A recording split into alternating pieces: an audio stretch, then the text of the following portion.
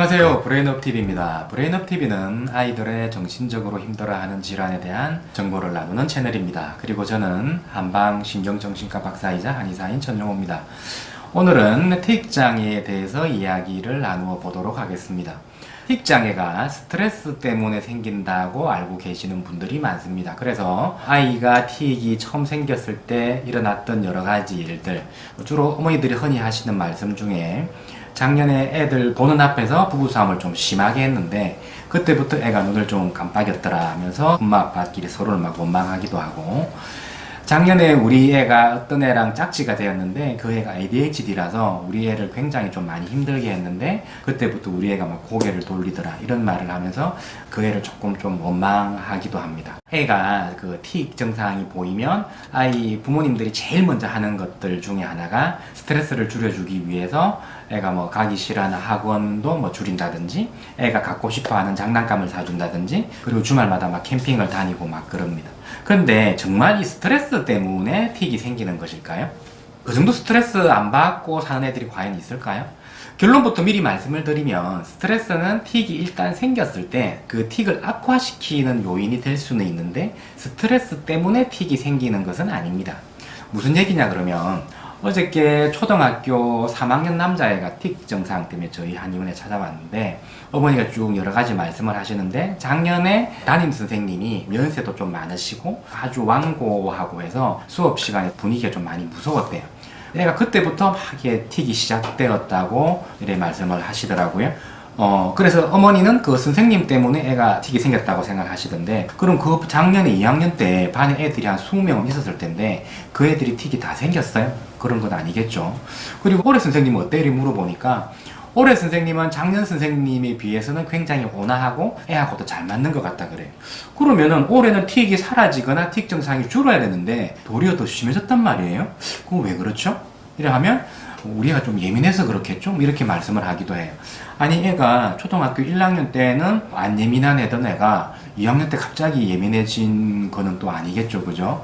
뭐 이렇게 말씀을 드리면 뭐 한도 끝도 없지만 스트레스 때문에 틱이 생기는 것은 아닙니다. 그러면 왜 어떤 애들이 틱이 생기느냐? 틱이 그 잘 오는 애들이 있습니다. 저는 그것을 뇌의 흥분성을 강하게 타고나서 그렇다라고 주로 흔히 설명을 드리는데요.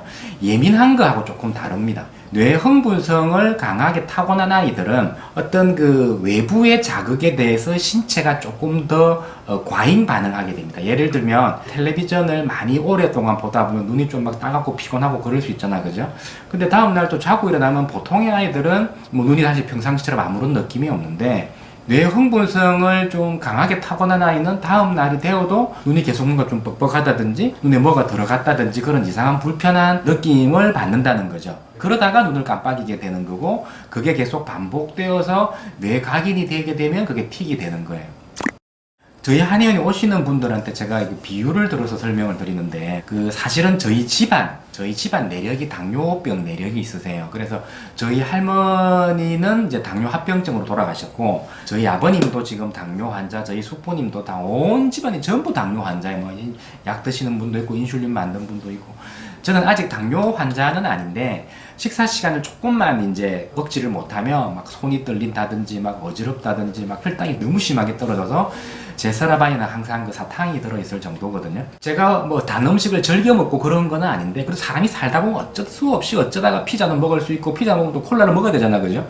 그러면 똑같이 콜라를 먹었는데 저처럼 집안 내력이 당뇨인, 즉 유전자에 당뇨 유전자가 있는 사람이 콜라를 마실 때랑 그런 당뇨 유전자가 없는 사람이 콜라를 마실 때랑 혈당이 올라가는 정도는 분명히 다를 거예요. 뇌 흥분성을 강하게 타고난 아이는 보통의 아이들이 일상적으로 겪을 수밖에 없는 그런 정신적인 혹은 육체적인 자극에 더 과잉 반응을 하게 되고, 그것이 결국 반복됨으로써 틱이라는 어떤 현상으로 고착화되는 겁니다. 그래서 일단은 틱이 생기고 나면 모든 병이 다 그러하듯이 스트레스를 받으면 틱 증상도 심해지고 좀 쉬고 나면 틱이 좀 덜해지고 그런 거예요. 근데 그렇다고 해서 스트레스 때문에 틱이 생긴다는 거하고는 전혀 다른 문제예요. 제가 예전에 목 디스크가 있어서 한동안 고생을 많이 했거든요. 저도 막 스트레스를 받고 하면 목 디스크인데도 아프고, 스트레스가 좀 풀리고 푹 쉬고 나면 목 디스크인데도 영 좀 가볍고 막 그랬어요. 그런데 제가 계속 푹 쉴 수가 없어요. 계속 영원히 쉴 수가 없잖아요. 그러니까 쉬면 좀 낫기는 하지만, 스트레스가 없으면 좀 낫긴 하지만, 목 디스크가 그 스트레스를 받지 않는다고 낫지는 않는 거죠. 스트레스 때문에 틱이 생기는 것은 아닙니다. 그렇기 때문에 틱을 치료하려면 스트레스를 줄이는 것이 아니고 타고난 뇌의 흥분성을 낮추는 것이 필요합니다. 물론 틱이 있든 어떤 관계없이 아이의 어떤 능력에 비추어 봐서 너무 지나친 학원 순례라든지 일부 부모님들의 어떤 그런 고압적인 양육 태도는 당연히 교정을 해야 되는 것이긴 합니다만은 그 뇌의 흥분성이란 것은 엄마가 잘못해서 그런 것이 아니라 사실은 좀 타고나는 것이거든요. 제가 원하지 않았지만 제가 당뇨 유전자를 가지고 태어나는 것처럼 뇌 흥분성도 아이가 원하지 않았지만 타고나는 것이기 때문에 그것을 낮추는 것이 그렇게 사실 쉬운 거는 아닙니다만은 가정에서 할 수 있는 방법은 뭐 일찍 잠자기, 그리고 전자기기를 최대한 절제하기, 적절한 육체 활동하기, 그리고 특정한 어떤 약물이나 건강식품 피하기 뭐 이런 것들이 있는데 그거는 전에 제 유튜브 영상을 참고를 하시고요.